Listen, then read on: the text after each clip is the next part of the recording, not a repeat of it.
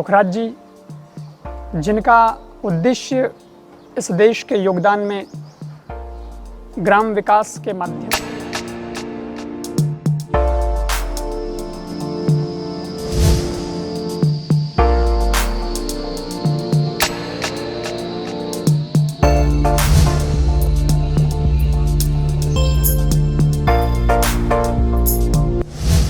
मैं बहुत छोटा था तब मेरे गुरुदेव परम पूज्य श्रद्धेय श्री राजा राम जी महाराज मेरे गांव में आते थे। सौभाग्य रहा है कि मैं भी खुद युवा हूं और मुझसे युवा बहुत जुड़े हैं, और चूंकि मैंने उनकी बातों को उठाया है जी, अपने प्रवचनों में मैं उनके लिए बहुत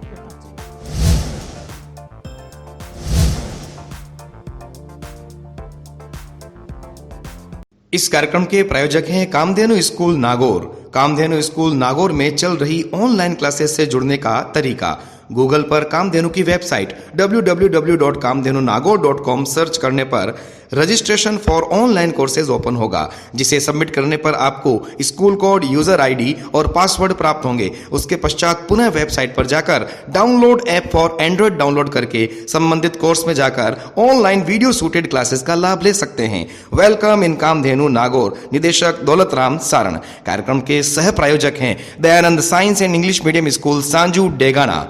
डेगाना तहसील का एकमात्र विद्यालय जिसमें अटल टिंकरिंग लैब की सुविधा उपलब्ध है। सत्र 2019-20 में कक्षा 12th साइंस में 97% और 95% अंकों के साथ उत्तीर्ण प्रतिभाएं, उच्च स्तरीय फिजिक्स, केमिस्ट्री एवं बायोलॉजी की लैब्स, उच्च योग्यताधारी, अनुभवी एवं समर्पित शिक्षक टीम, संस्कारों के साथ सफलता को प्राप्त करने का एकमात्र स्थान दयानंद स्कूल सांजू। निदेशक राजेंद्र प्रसाद वैष्णव। संत समागम हरि कथा, तुलसी दुर्लभ दोय, सूत दारा अरु लक्ष्मी, पापी के भी होय।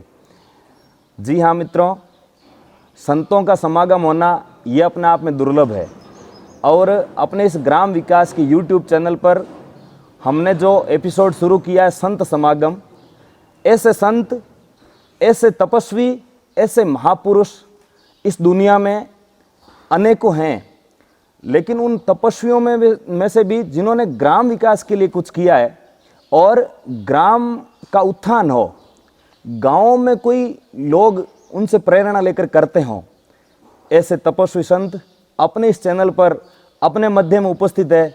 ये आपका स्नेह और जो आपने सहयोग किया है उसका ही परिणाम है। और मैं तो अपने आप को सौभाग्यशाली मानता हूँ कि मैं जिनके बारे में बचपन में ऐसे कथा जब करने आते थे महाराज श्री, और मैं एकटक इनको देखता था, तब ऐसा सोचता था कि एक दिन मैं महाराज श्री के श्री चरणों में बैठ करके और इनसे मैं और ज्ञानार्जन करूंगा, और आज वो अवसर आया है। तो मैं तो खुद धन्य हूँ बाप जी, आपका इस YouTube चैनल पर स्वागत, अभिनंदन।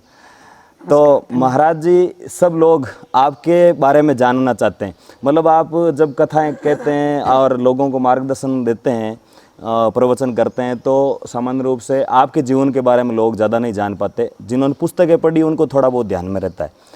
तो मैं आपसे पूछना चाहूँगा कि आपका जीवन इस संन्यास में और इसमें एक तरह से तपस्वी जीवन कैसे हुआ? सामान्य रूप से युवा होते हैं, वो दूसरे और क्षेत्र में जाना चाहते हैं, लेकिन आपने ये मार्ग चुना है। सर्वप्रथम तो इस ग्राम विकास चैनल पर जितने भी लोग इस कार्यक्रम को भी देख रहे हैं, उन सभी दर्शकों का बहुत बहुत स्वागत, अभिनंदन है। और श्री पोखराज जी, जिनका उद्देश्य इस देश के योगदान में ग्राम विकास के माध्यम से हो रहा है, और डिजिटल प्लेटफॉर्म पर भी आपने ये चैनल बना करके एक बहुत सुंदर, सराहनीय, अति श्लाघनीय कार्य किया है। उसके लिए पोखराज जी और आपकी पूरी टीम को भी बहुत बहुत साधुवाद।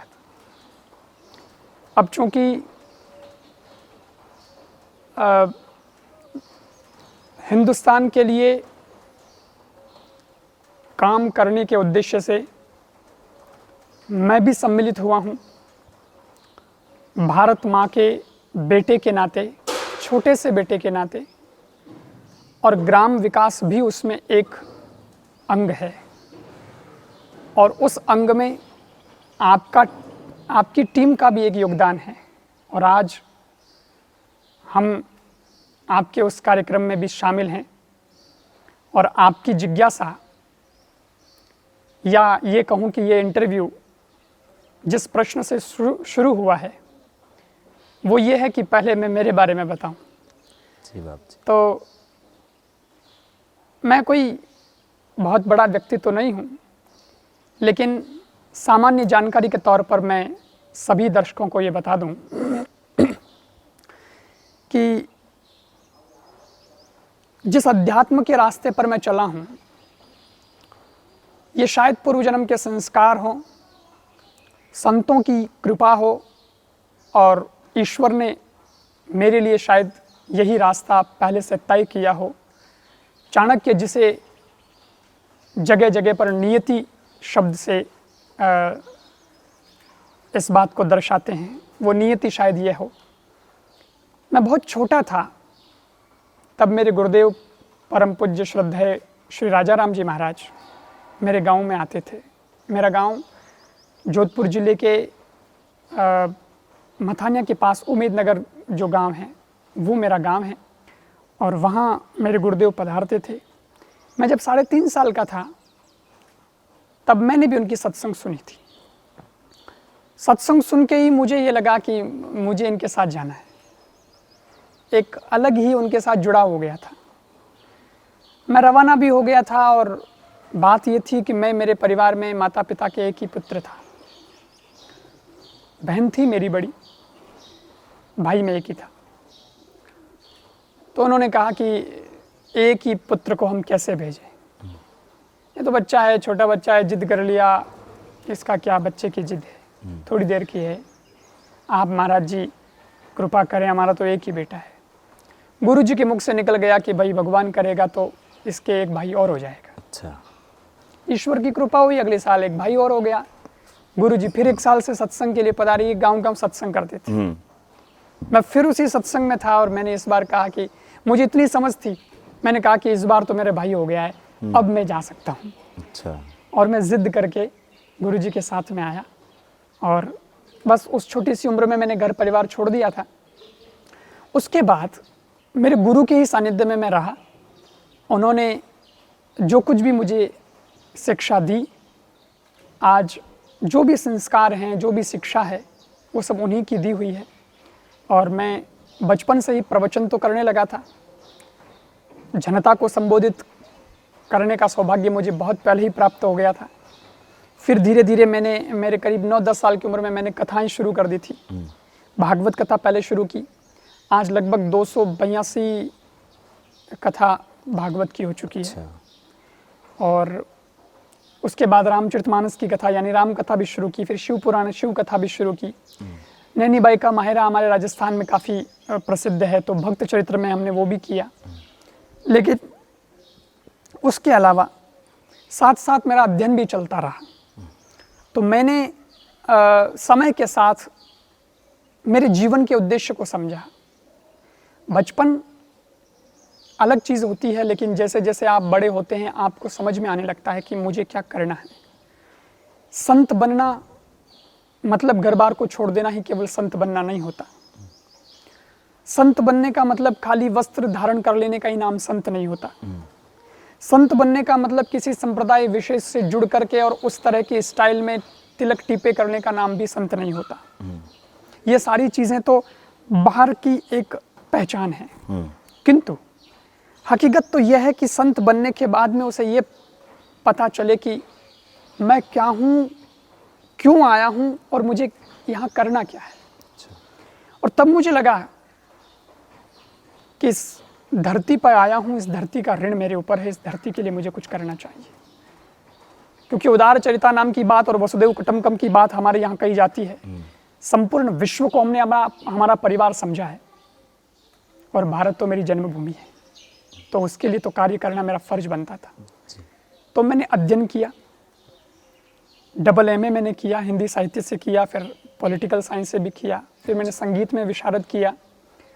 और अभी भी मेरा अध्ययन जारी ही है, उसमें मुझे ये लगा कि कथाओं के माध्यम से, प्रवचनों के माध्यम से आज के तात्कालिक विषयों को उठा करके मुझे युवाओं को जागृत करना है। अच्छा।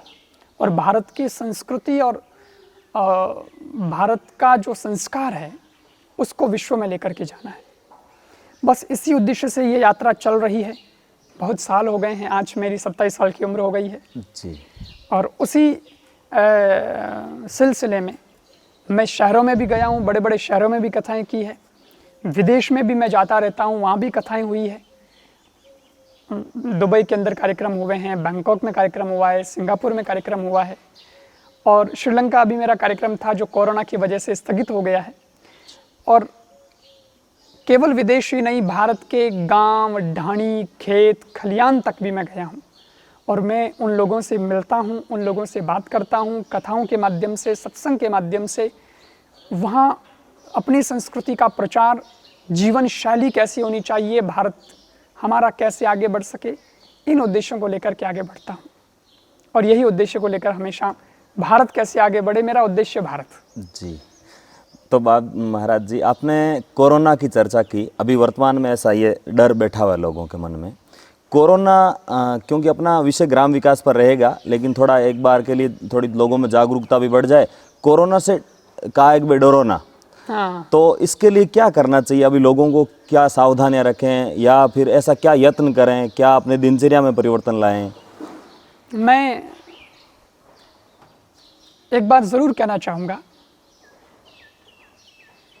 कि भारत के लोग इतने मजबूत हैं कि हमारा अगर इतिहास भी अगर हम उठा करके देखें तो बड़े बड़े लोग यहाँ पर आए, लेकिन वो हमारा कुछ बिगाड़ नहीं पाए।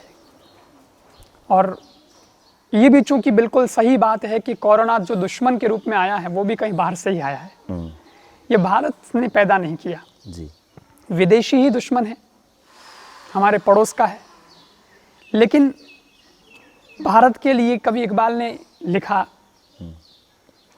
यूनान, मिस्र, रोमा सब मिट गए जहाँ से, कुछ बात है कि हस्ती मिटती नहीं हमारी। सदियों रहा है दुश्मन गहरे जहाँ हमारा, पर सारे जहाँ से अच्छा हिंदुस्तान हमारा। जी बात। तो हिंदुस्तान अच्छा भी है, हिंदुस्तान पावरफुल भी है, हिंदुस्तान के लोग भी बहुत अच्छे हैं। और दुश्मनों ने सदा इस पर ही सोच किया है, इस पर ही उन्होंने चिंता जताई है कि ये हिंदुस्तान को गिराना बड़ा मुश्किल है। किसी कवि को मैं पढ़ रहा था तो उसने एक जगह लिखा कि ये वक्त बहुत मुश्किल है हम पर। अच्छा। ये वक्त बहुत मुश्किल है हम पर क्योंकि हमले दर हमले हैं। जी। लेकिन दुश्मन की चिंता यही है कि हम हर हमले पर भी संभले। जी बात। हम हर हमले पर संभले। हमने कितने युद्ध झेले हैं, विदेशी आक्रांत आए उनको भी हमने मुंह तोड़ जवाब दिया है, बड़े बड़े लोगों को हमने हराया है, बड़ी विदेशी शक्तियों को हमने हराया है। तो कोरोना तो बहुत छोटा सा कीटाणु है जी। इसे भी हम हराएंगे, ज़रूर हराएंगे। और मैं देख रहा हूँ कि भारत ने एक बड़ी मिसाल रखी है दुनिया के सामने कि जहाँ इटली समाप्त हो रहा है, अमेरिका विश्व की महाशक्ति कहलाने वाला देश, उसकी कमर टूट गई है। चीन भी बहुत डाउन हुआ है जी। लेकिन ऐसे में भारत ने एक आश्चर्य पैदा कर दिया, क्योंकि विश्व में जनसंख्या की दृष्टि से दूसरा देश है भारत जी। जहां नुकसान बहुत ज़्यादा होना चाहिए था, लेकिन फिर भी भारत ने केवल अपने ही ऋषि की पद्धति और उस जीवन शैली को अपना करके, ये लॉकडाउन है ना जी, तो ये भी देखा जाए तो उन्हीं ऋषियों की देन है जी। क्योंकि वे कहा करते थे कि एकांत में रहा करो। जी। वो कभी कभी साधना के लिए गुफा में महीनों महीनों भर चले जाते थे कि किसी से नहीं मिलना है, साधना करनी है, तो अपने आप का बचाव भी होता था और साधना में पावर होता था। ये लॉकडाउन क्या है, हर व्यक्ति को साधना में लगा दिया है कि सब घर में रहो, एकांत में रहो, और इससे बहुत कुछ बचाव हुआ है। फिर भी मैं ये कहना चाहूँगा कि जिस प्रकार प्रशासन ने, सरकार ने जो निर्देश दिए हैं कोरोना से बचने के लिए, अभी भी हमें उसका पूरा पालन करना है, ध्यान रखना है। सावधानी बहुत ज़रूरी है। और साथ ही साथ मैं एक बात ये भी कहना चाहूँगा, चूँकि ये ग्राम विकास चैनल है जी, ऐसे में गांव कोरोना से बहुत बचे हैं और गाँव ने उदाहरण पेश किया है और शहर के लोगों को ये बताया है जी कि अगर कोरोना से बचना है तो हमसे सीखो। सीखो। शहर के लोग काफ़ी संक्रमित हुए छोड़ करके आए भी हैं। और जो गांव के लोग शहर में रहते थे बिजनेस के लिए और कोई भी जॉब आदि के लिए, वो लोग भी अब अपने गांव में वापस आए हैं। जी जिनके लोगों के गांव में घर बने हुए हैं वो लोग तो तुरंत ही आ गए तुरंत आए। और अब भी धीरे धीरे आ रहे अभी हैं। आ रहे हैं। सरकार भी उनके लिए व्यवस्था कर रही है और उनको ये पता चल गया अल्टीमेटली कि गांव ही इसका इलाज है। और गांव इलाज क्यों है? क्योंकि वहाँ खेत है, वहाँ प्रकृति की गोद में बैठने का अवसर मिलता है। मुझे लगता है कि अगर आप प्रकृति के टच में रहेंगे और सतर्कता से जीवन जिएंगे तो कोरोना से जरूर बच पाएंगे। जी, तो महाराज जी आपके बारे में लोग आपकी दिनचर्या के बारे में सोचते हैं भाई महाराज श्री और कम से कम 4 घंटे तक कथा में बैठे रहते हैं, कभी जल मैंने नहीं देखा कि वो बीच में पीते हैं, ऐसा मैंने नहीं देखा मेरे जीवन में। मैं जब व्यासपीठ पर होता हूँ हाँ। तो व्यासपीठ की मर्यादा है, कुछ उसके नियम है, उनका पालन करना ही होता है। उसकी गरिमा मैंने सदा रखी है और उसमें मैंने जल नहीं पिया है। हाँ, लेकिन आपकी ऐसी क्या दिनचर्या है, ऐसा आप क्या करते हैं दिन भर में? लोग उसके बारे में भी जानना चाहते हैं भी कृपाराम जी महाराज दिन भर उनका क्या टाइम टेबल रहता है होगा ऐसा? वैसे मेरा जो दिनचर्या है वो तो सामान्य जैसी रहती है वैसी रहती है हमेशा। क्योंकि हम लोग क्या है कि वैसे तो हम लोग घूमते लोग हैं, घुमंतु जिन्हें कहा जाता है। एक जगह कभी रहने का बहुत कम चांस रहता है। ये लॉकडाउन ने दे दिया अवसर जी। तो बाकी तो मैं घूमता ही रहता हूँ, क्योंकि आज यहाँ कार्यक्रम वहाँ कार्यक्रम, दिन में कई बार 4-4 5-5 कार्यक्रम भी हो जाते हैं। और जब कथा होती है तो पूरा दिन बिजी रहते हैं। लेकिन मेरा नियम है, मैं सवेरे 5 बजे उठ जाता हूँ और फिर स्नान आदि से निवृत्त होकर के योग करते हैं, पूजा पाठ। योग डेली करता हूँ, मेरे जीवन का अंग है। जब कथा होती है तो लगभग 12 बजे से होती है दिन को, ये समय लोगों को सेट रहता है। तो भोजन भी हमारा लगभग जो है 9 साढ़े 9 के करीब भोजन हो जाता है जी। और उसके बाद में कुछ लोग जो होते हैं उनसे मिलना होता है और फिर कथा शुरू हो जाती है। और कथा के बाद में जहाँ कहीं आसपास, जैसे मैं कहीं आया हुआ हूँ तो कहीं आसपास जो गांव ढाणी है तो वहाँ कभी कुछ सत्संग वगैरह होता है आधा घंटे का, वो समय हम लोग देते हैं ताकि उन लोगों में जागरूकता रहे। और एक गांव में मैं आया तो उस एक गांव के बहाने और आसपास के 5-10 गाँव को लाभ मिल जाए। तो वो सत्संग का कार्यक्रम होता है, वहाँ से आने के बाद विश्राम हो जाता है। अभी अगर आप बात करें लॉकडाउन की, तो लॉकडाउन का मेरा थोड़ा सा शेड्यूल चेंज है। अच्छा। यहाँ 5:30 बजे योग शिविर शुरू हो जाता है। अच्छा। आश्रम में प्रतिदिन चलता है। आश्रमवासी मिल करके और करते हैं। हाँ, मैं हूँ अभी तो मैं स्वयं करता हूँ और मेरे साथ जितने भी लोग 2-5 लोग जो यहाँ रहते हैं वो भी करते तो हैं। वो लोग भी पूरी करते हैं। अच्छा। और 5:30 बजे मैं आ जाता हूँ और पूरा सुबह जो है शिविर शुरू हो जाता है। अच्छा। अभी हमारे कुछ भक्त लोग आए हुए थे, वो कल ही गए, वो भी हैदराबाद से और चेन्नई से आए हुए थे। अच्छा। 8-10 लोग, तो वो लोग भी पूरा उसका लाभ ले रहे थे। अच्छा। फिर उसके बाद में हम लोग जाते हैं बाजरा काटने के लिए। खुद? जी, मैं खुद अच्छा। भी वो काट रहा हूँ, क्योंकि हमने वो जो अपने मारवाड़ी में कहते रिजगा बाजरी, हाँ, रिजगा जो गायों के लिए काम आती है, तो ईश्वर ने अवसर दिया है कोरोना की वजह से। अच्छा। क्योंकि होता क्या है कि हम लोग हमेशा बोलते तो हैं गाय के बारे में, लेकिन अवसर नहीं मिलता सेवा करने का खुद को। हाँ, खुद को नहीं मिलता, खुद को समय नहीं रहता है। हालांकि वो मैं जो बोल रहा हूँ वो भी भगवान की सेवा है। हाँ, सेवा वो भी गाय की सेवा है। उसकी वजह से प्रेरणा लेकर करते हैं, वो बात है ये। लेकिन वो सेवा का एक अलग रूप था, उसमें केवल बोलना होता है। लेकिन इस बार प्रत्यक्ष मिला है, पूरी प्रैक्टिकल सेवा करने का अवसर मिला है। तो मैं बाजरा काटता हूँ, फिर वो गायों को चारा के रूप में देते हैं और उसके बाद थोड़ा स्नान वगैरह कर लेते हैं जी। और फिर भोजन आदि करने के बाद थोड़ा सा अध्ययन वगैरह होता है। और फिर शाम के समय में जब थोड़ी धूप कम होती है तो कुछ यहाँ मैं श्रमदान भी करता हूँ। अच्छा। कि जैसे वृक्ष हैं, क्योंकि मैं वृक्षों के बारे में बहुत बोलता हूँ, आपको भी पता होगा। और मेरे आश्रम में भी आप आएंगे तो ये चीज़ देखेंगे कि मैं जो बोलता हूँ वो करता हूँ जी। ये आश्रम जब था, जब जमीन ली तो कुछ नहीं था, लेकिन अभी आप देखेंगे तो ऊपर से अगर दृश्य लोगे तो पेड़ ही पेड़ दिखेंगे और कुछ नहीं दिखेगा। बिल्कुल बिल्कुल, इतने सारे पेड़। तो उनकी जरा देखभाल करना है, जरा खड्डे वगैरह खोदना है, उनको जरा सही करना है, इस तरह का थोड़ा काम होता है। और फिर शाम संध्या के बाद भोजन और रात्रि विश्राम। अच्छा, तो जैसा कि हम ये चैनल ग्राम विकास शुरू किया हमने, तो ग्राम विकास आज इस युग में अपन बात करें एक तरह से, तो तो क्या मानते हैं आप आज अपने गाँव की स्थिति आपके अनुसार क्या समझ रहे हैं? मतलब शहरों की तुलना में तुलना करें शहरों से, या फिर ग्राम विकास का मतलब अपन क्या मानने हैं सामान्य रूप से? जैसे ग्राम विकास नाम का कोई चैनल कहीं मिलता नहीं है, तो हमने ऐसा शुरुआत की तो लोगों के मन में भी खूब सारे प्रश्न है, भाई क्या ग्राम विकास है, ऐसे कैसे ग्राम विकास करेंगे, इनके पास में कौन सी पावर है, या इनके पास में कौन से प्रशासनिक अधिकारी हैं जो ग्राम विकास कर डालेंगे? तो ये ग्राम विकास की कल्पना क्या, थोड़ा आप इसके हाँ, बारे ऐसा में? लगता है कई बार लोगों को, चैनल का नाम देखेंगे तो लोगों को लगेगा कि कोई अफसर आएगा, कोई बात बताएगा कि ये। लेकिन दरअसल ग्राम विकास शब्द जो है, ये मैं अगर कहूँ तो गलत नहीं होगा। शायद अमेरिका का कोई व्यक्ति आया था भारत विजिट के लिए, मुझे नाम याद नहीं आ रहा, बिल क्लिंटन हो सकता है शायद। अच्छा। उन्हें भारत भ्रमण करना था, वो भारत में आए रहे, घूमे, फिर गांव में भी उनको ले गए जी। तो उन्होंने शायद लिखा था कि भारत गांव में बसता है। जी मैंने भारत को जो देखा है उसका असली दृश्य मुझे गांव में दिखाई दिया, बिल्कुल। और वाकई में बात बिल्कुल सही है। भारत जिसे हम भारत कहते हैं, भारत का अर्थ क्या?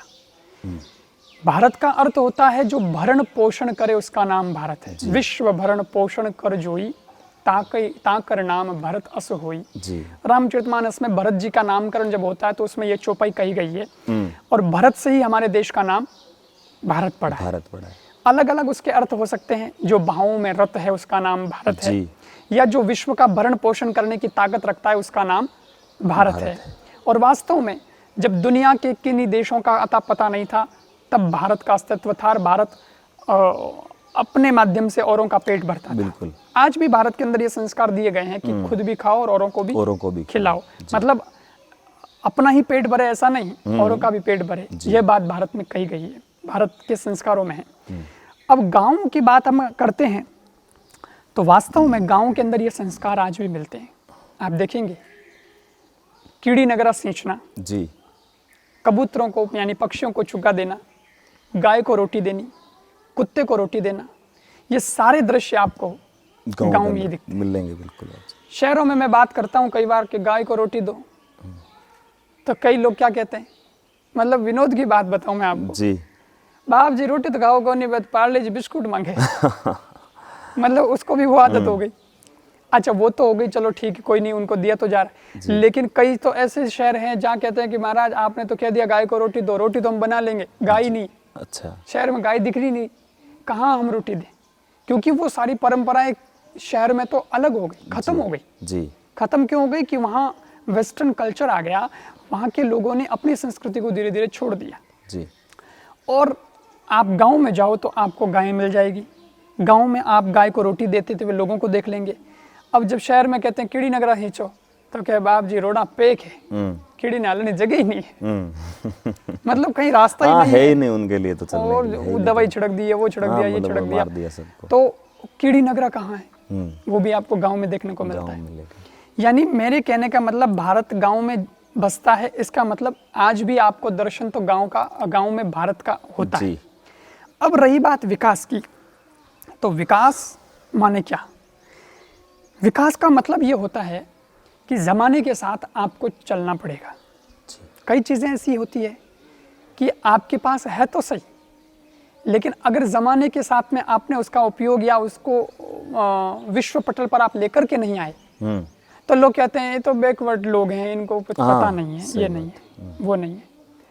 तो उसका मतलब ये हुआ कि आपको गांव के अंदर जो चीज़ें हैं उनकी ब्रांडिंग करनी पड़ेगी। बिल्कुल। जैसे मैं बताऊं आपको कि चाहे कोई कितना भी अमीर क्यों ना हो जाए जी, वो अपने गले में तो सोना पहन सकता है, लेकिन जब वो रोटी खाएगा तो वो तो सोने की नहीं खाएगा जी। वो यानी तो अन्न ही खाना गले के पड़ेगा। ऊपर सोना होगा, लेकिन गले के अंदर कंठ में तो अंदर तो अन्न ही होगा। वहां तो उसको रोटी ही खानी होगी जी। और वो रोटी बनती है गेहूं से, अनाज से, और वो अनाज उगता है खेत में, और खेत होगा गांव में, और गांव का किसान उसको उगाता है। बिल्कुल। अगर वो काम ठीक नहीं है तो मुझे लगता है कि अमीर भी जिंदा नहीं रह पाएगा, बिल्कुल सही बात है। वो शहर भी नहीं चल पाएगा, वो बिजनेस, वो कंपनियां, वो सब कुछ धीरे धीरे खत्म हो जाएगा। जी। उसके लिए गांव को बचाना जरूरी है, गांव को बचाने के लिए किसान को बचाना जरूरी है, और खेत को बचाना जरूरी है, वहाँ की प्रकृति को बचाना जरूरी है, उस व्यापार को बढ़ावा देना जरूरी है। जी साथ ही साथ कुएं, तालाब, नदियाँ, जी जो हमारे पूर्वज लोग पहले तालाब खोदा करते थे, 11 अमाउस पूनम, जी वो जाते थे और कहते थे भाई नाडी खोदो, तालाब खोदो, क्योंकि वो पर्यावरण को सुरक्षित रखना चाहते थे। जी और वो भी आज के ज़माने में रखना बहुत ज़रूरी है। मैं तो कहता हूँ कि आप, अगर ज़माना ये कहता है कि भैया अर्निंग होनी चाहिए जी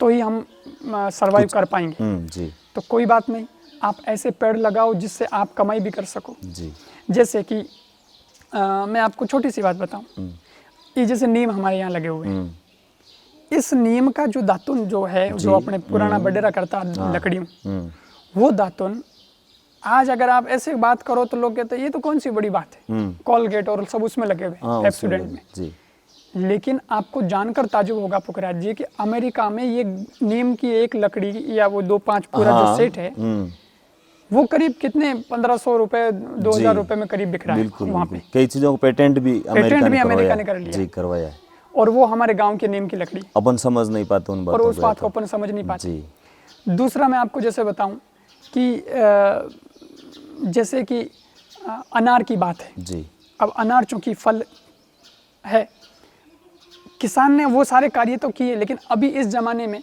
वो अगर अनार की खेती करता है जी तो उससे वो पैसे भी कमा सकता है, पर्यावरण को भी बचा सकता है, अपने परिवार को भी चला सकता है, ग्राम का विकास भी कर सकता है। फिर किसान भी बंगले में रहेगा, उसे झोंपड़ी में रहने की आवश्यकता है। आज झोंपड़ी तो अच्छी है, लेकिन उसका जीवन स्तर अच्छा बन जाएगा, जीवन स्तर अच्छा बन जाएगा, वो भी बिल्कुल अच्छे लोगों में है, अच्छे लोगों में, तो वो पिछड़ा वर्ग नहीं माना जाएगा जी। और ये होगा गाँव में जागृति से। बिल्कुल।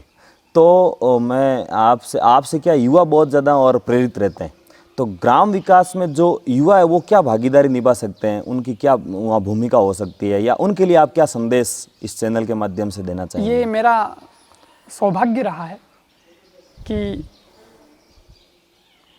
आम तौर पर क्या होता है कि कोई संत होगा, कोई ऐसे कथा वगैरह करते होंगे तो क्या ठीक है महाराज अपना काम कर रहे हैं, उनको ज़्यादातर युवा इग्नोर करते हैं। जी हाँ, लेकिन ये मेरा सौभाग्य रहा है कि मैं भी खुद युवा हूँ और मुझसे युवा बहुत जुड़े हैं, और चूंकि मैंने उनकी बातों को उठाया है जी, अपने प्रवचनों में मैं उनके लिए बहुत बोलता हूँ जी हाँ, बिल्कुल। और मैंने उनको अपना परिवार ही समझा है, मेरे परिवार का मेंबर समझा है कि ये है मेरे साथी।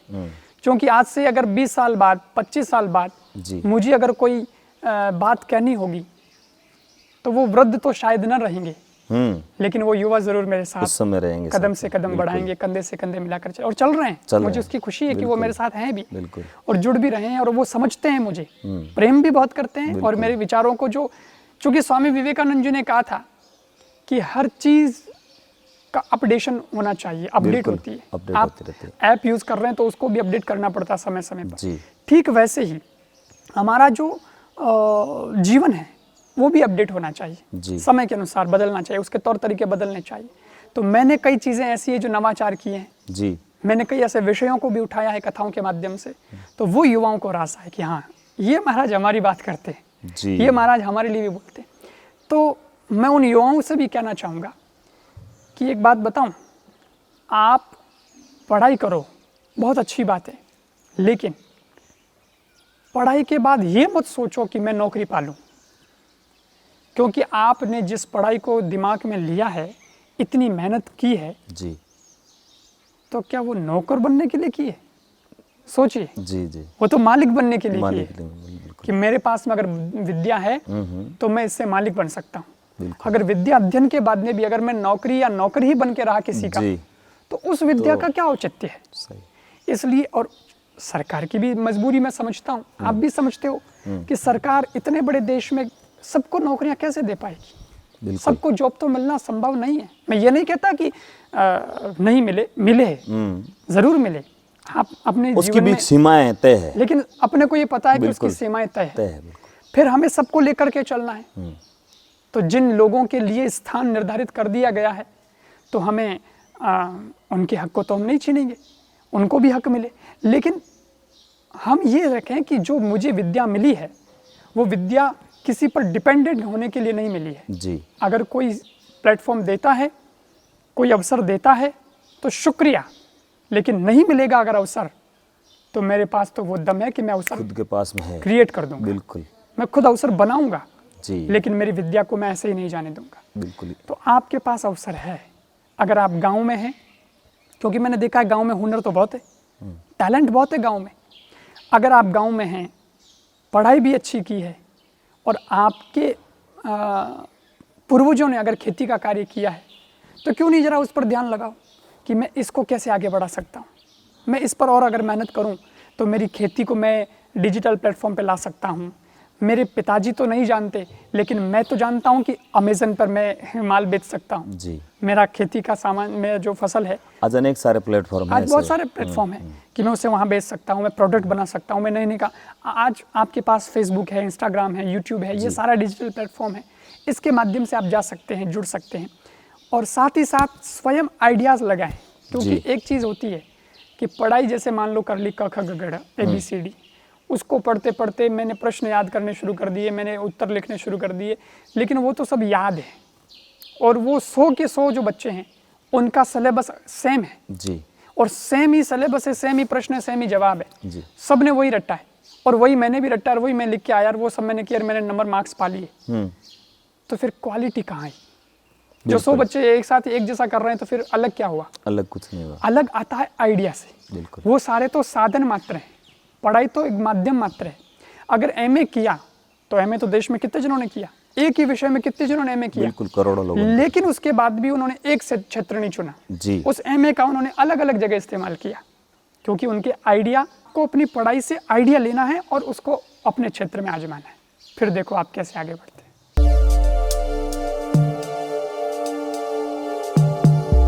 फर्क क्या है? कौन मांसाहारी और कौन शाकाहारी? उसका एक छोटा सा एक लॉजिक है। जी। जो जीभ से पानी पीता है प्राणी वो मांसाहार का अधिकारी है। अच्छा। और जो कि युवा तो वो होता है कि जो धरती से अंबर जोड़े उसका नाम जवानी है, जो शीशे से पत्थर तोड़े जी। उसका नाम जवानी है। कतरा कतरा सागर तक तो जाती है अरे उम्र मगर, जी। बहता दरिया वापस मोड़े उसका नाम जवानी